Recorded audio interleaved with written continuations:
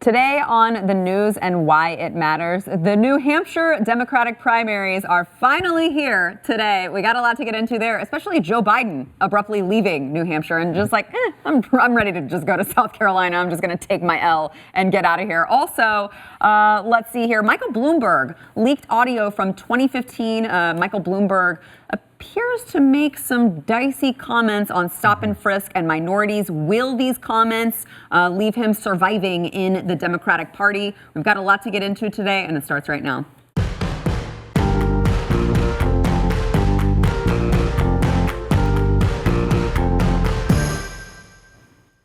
Welcome to the News and Why It Matters. I am Sarah Gonzalez, today joined by the one and only Josh Hammer of The Daily Wire, editor-at-large of The Daily Wire. Thank you for being here, Josh. Always a pleasure, Sarah. And we've got Jaco Booyens. I tried to, I feel like I need just a list of all of the things that you do, because you do so many things. Like, he's a filmmaker, and he's also the president and founder of Share Together, and he's also a fellow at the Falkirk Center.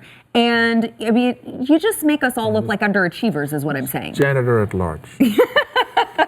Not to be confused with editor at large here. Okay. And we've got Jeremy Stott, his maiden voyage on the program. He is a congressional candidate in the, the 8th Congressional District, which is sadly located in California. Crazy California. Crazy commie California, which later on in the program, I'd like to get a little bit more into that. And why California? Convince us that it's not too far gone. I do want to get into that. It's not too far gone. There's enough of us still there in the Mad Max land. We're still fighting for this place. And, if not me, then who? And so there's still some of us out there that are trying to save that state. Believe me, when you got 40% of the homelessness in the United States living in our state, we're trying to fight for it. We're still trying to save it. Well, you know what? Better you than me. Just kidding. I do want to get more into that later on in the program. Got a lot to get into. First, we would like to thank our sponsor, Keeps. So, men and ladies, okay, it happens to everyone, nothing to be embarrassed about, but losing your hair is not fun. It kind of sucks, okay? But you can actually keep your hair without even leaving your couch. Now, you got to know Keeps, all right? Keeps offers the generic versions of the only 2 FDA-approved hair loss products.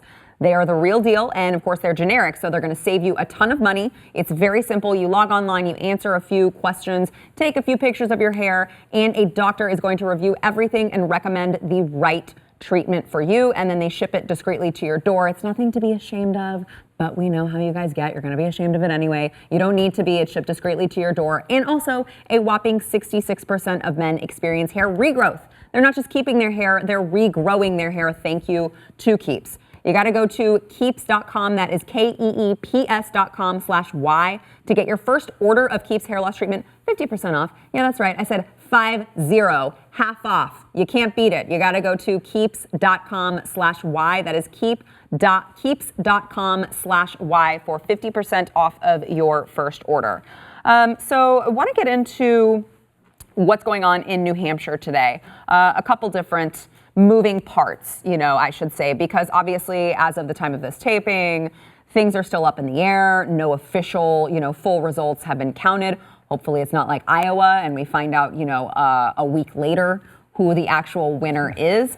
But Bernie Sanders obviously expected to take New Hampshire. I know Dixville Notch, there were 3 townships that the results came in early, and Amy Klobuchar, was up, and everyone's trying to make a big thing out of it. I don't know that gives Amy Klobuchar the momentum she's looking for. What do you think, Josh? Yeah, don't 10 people vote in all of Dixville Notch? Yeah, I mean, I think it's like a couple dozen people. Yeah. It's not, I mean, good for Amy Klobuchar if she can use that as a talking point to try to, maybe swing some other voters her way. She should be doing better than she is in general. I mean, she does very well in the debate format, and more generally, she's actually moderately sane, unlike the media and Democrats. Well, that's why she's not doing well, I think I would argue. You can't be sane and a Democrat in the party right now. This is true. But if I were a Democratic voter, and I'm not one to necessarily give the New York Times editorial board credit very often, but I think what they were probably thinking for when they co-endorsed Amy Klobuchar was that she is more viable in a general election setting. I mean, she could, I could see her winning back some of those Rust Belt states potentially against Trump, but Hard to say, but yeah, I'm not sure the Klobumentum is going to get in full swing after Dixville Notch. It's that's not a Klobumentum. Is that a thing? You can't, it's too hard to say. Let's make it a thing. Should we make it a thing? I don't know if it'll stick. Klobuchar actually came out and she contrasted herself with Bernie Sanders, who said there's no room for pro-life Democrats in this party. And she said, I think there is room for pro-life Democrats in this party. Josh mentioned that she should be doing better than she is because she is one of the only sane people. But do those comments hurt her in today's Democrat Party? In that party, yes, I think so. But one thing she doesn't do, when it's her moment on stage in these debates, and I've watched her closely because I also feel she should be doing better, she doesn't lay it down. She plays real nice in that moment, and it's almost like that party has gone to a place where they want blood sport in their own. And she really does. She goes, I get along with everybody. I like your policy, Bernie. I like your... And I go, this is your 2 minutes. Throw some punches, and she doesn't. And then off stage, she'll come and say, there's room for a pro-lifer. I agree there should be. Right. But I think the party's left the train station. They are so far away from fighting for the American people, fighting for life, that they can't even think of accepting somebody internal that would make statements like that. It should. Yeah. But it doesn't. Well, what's really crazy is do you actually have to, fight to tell your people that I am sane? Which is really crazy to me. Like, I am sane. And it's like, well, you should be sane. Yeah. You're running for, one of the highest positions in the world, and you got to tell them I am sane. Yeah. Which is crazy to me because on the opposite side, for me being a logical individual, I shouldn't have to go out there and say, hey, I'm sane. I'm okay. That should be just understood. Yeah, it's like you don't have to express this to me, but.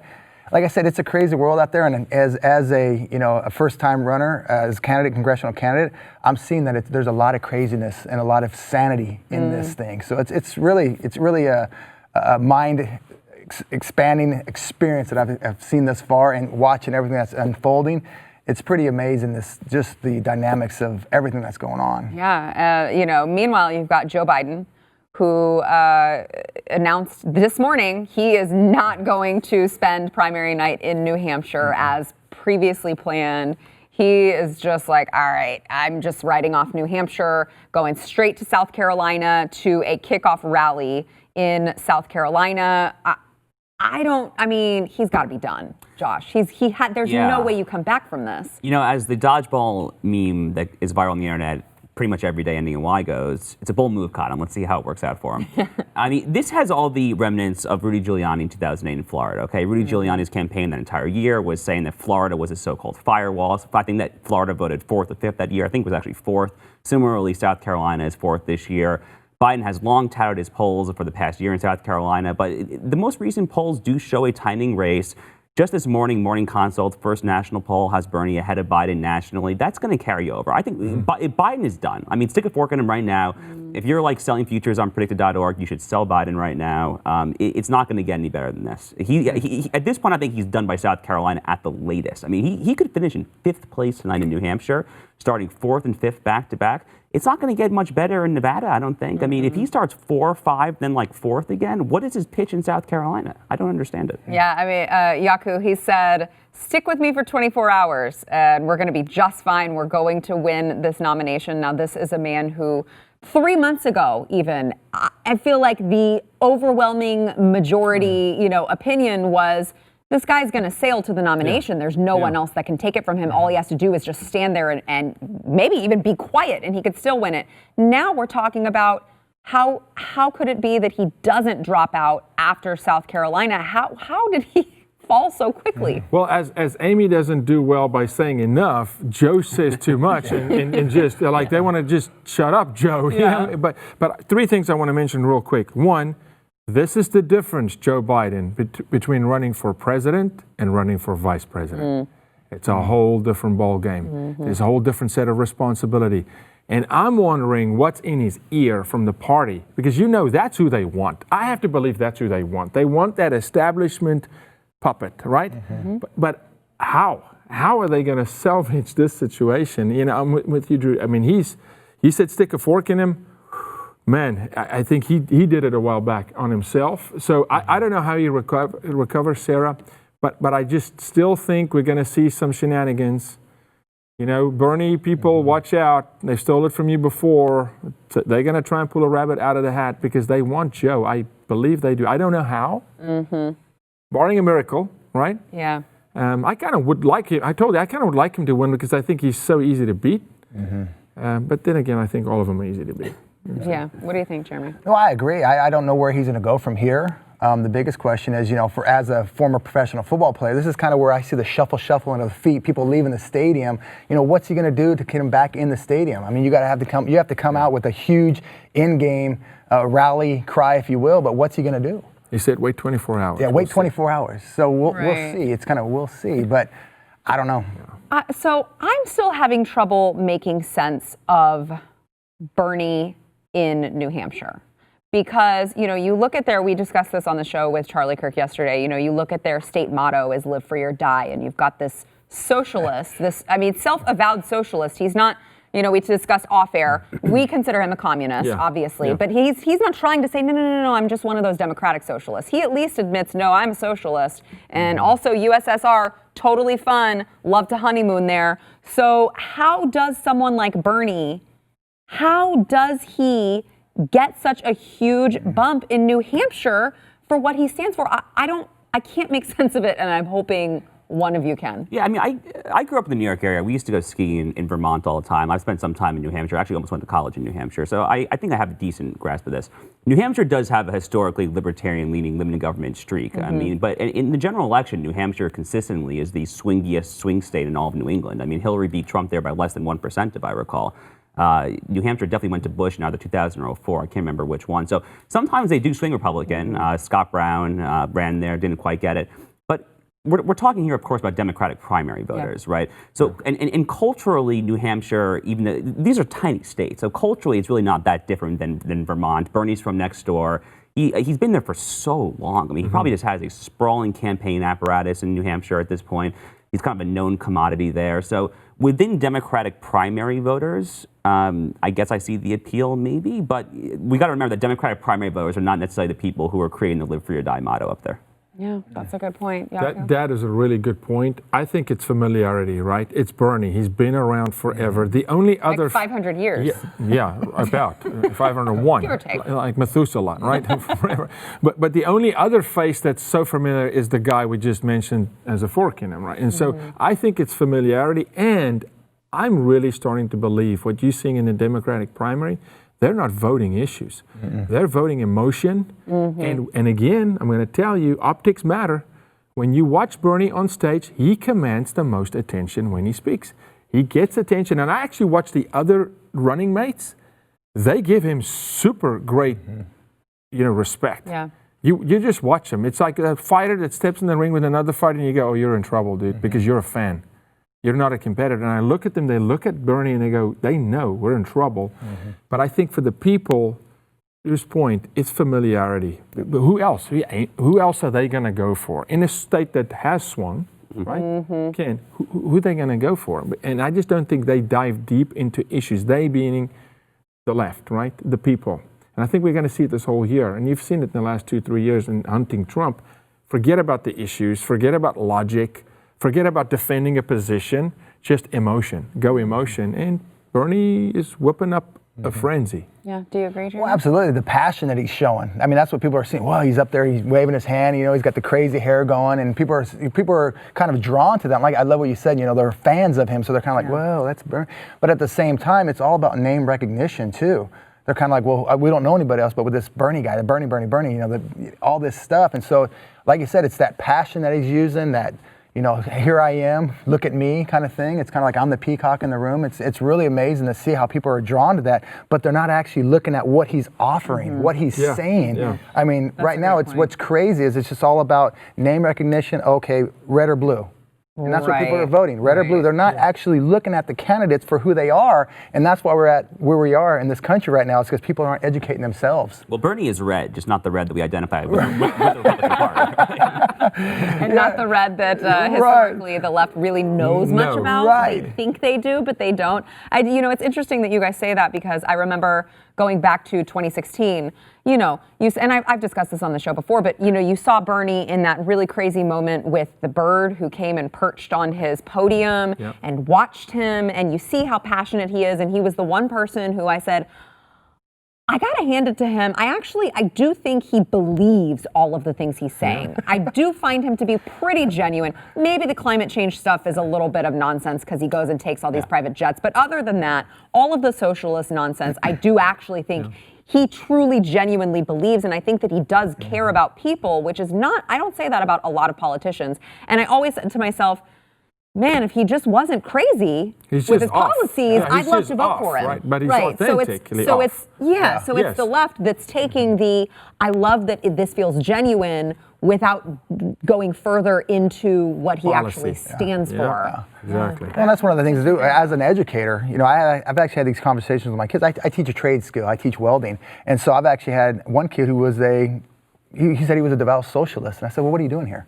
I asked him that question, and I said, my goal is to have a certain amount of a lifestyle that I want to provide for my family, and this is how I'm going to do it, through capitalism. This is how it's going to work, and I want a house here, and I want a house there. And he really got offended by that. He goes, well, why do you need multiple houses? I said, well, why not?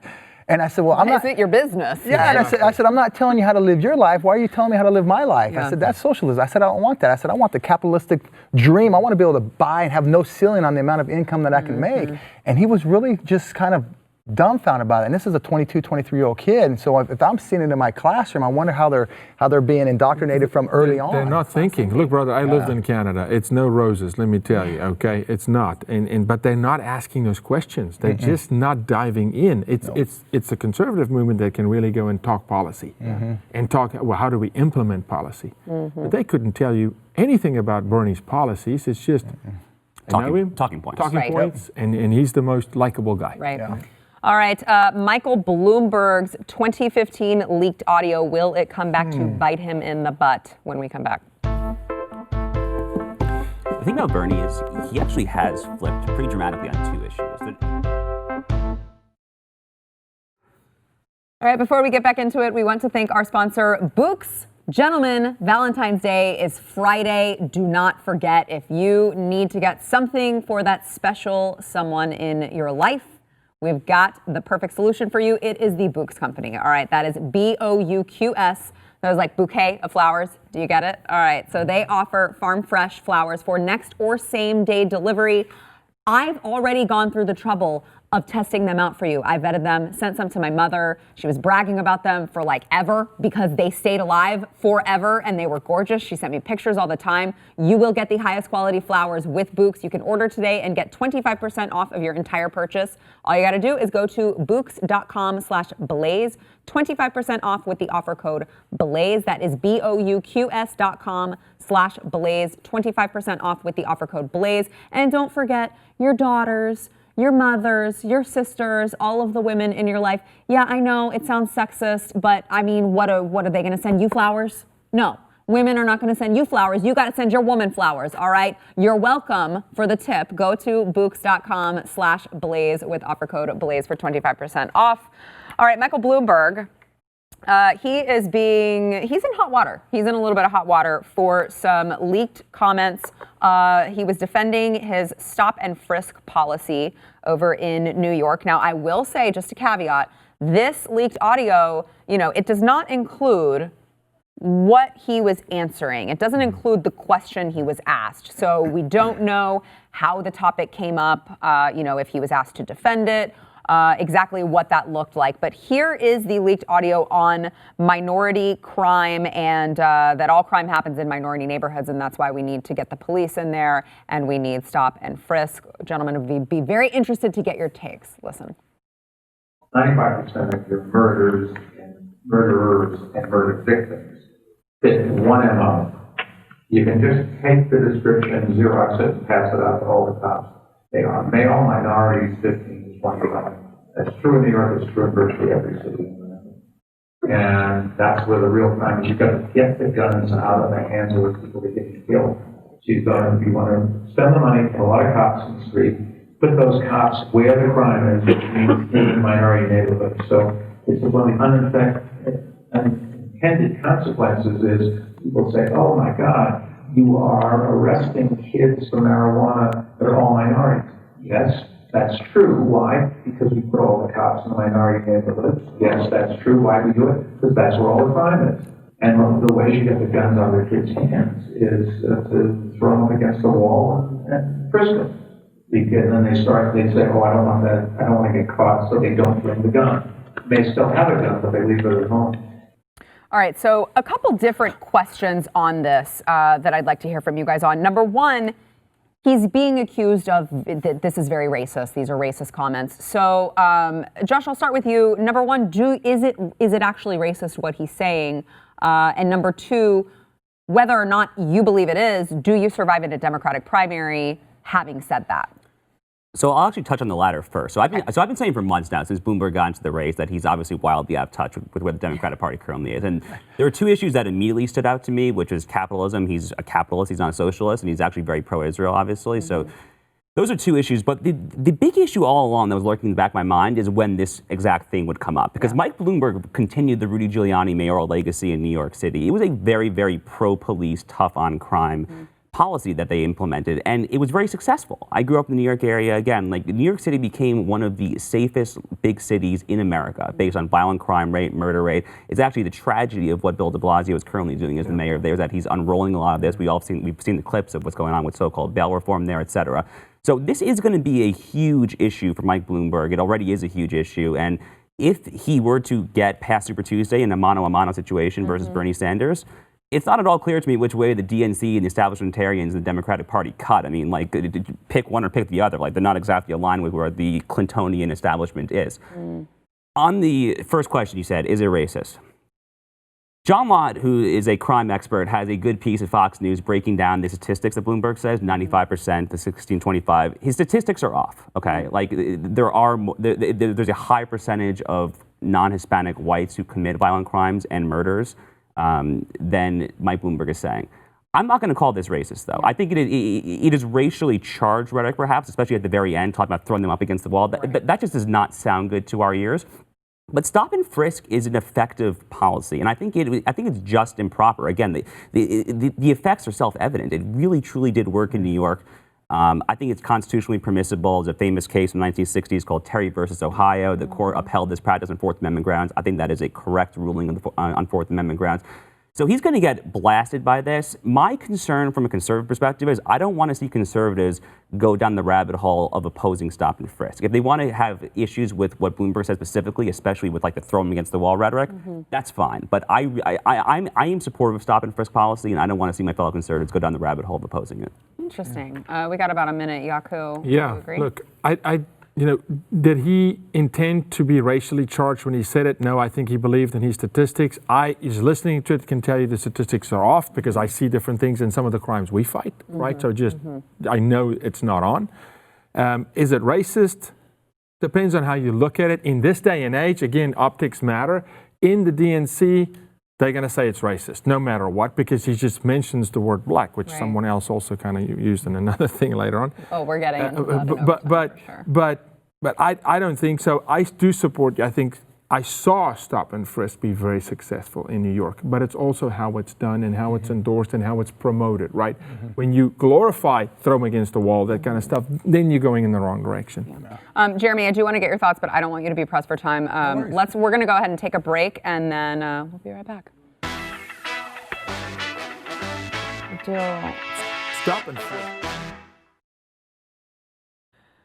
Okay, before we go into overtime, we got to tell you guys where you can find out more about Jeremy's campaign and most of all, where you can donate, because obviously he cannot do this without funds. And if you want California to be cleaned up of all of this liberal nonsense and also poop on the streets, like literally cleaned up. I call it a crap patrol they have, crap crew. It is the crap crew. Horrible. They have the Snap Crap app where they report where poop is literally on the street. Jeremy needs your money. Yes. Okay, he needs your money to make a difference in California. Tell them where they can find you, Jeremy. I'm at Jeremy Stott on my Twitter and jeremystott.com or stotforcongress.com. stotforcongress.com. And for those of you who are listening on podcasts, it's STAAT. That's correct. STAAT, Jeremy Stott.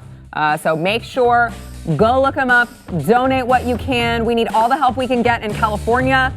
Coming up, more on stop and frisk in overtime. And also Pete Buttigieg has an oopsie moment. You're going to want to hear this.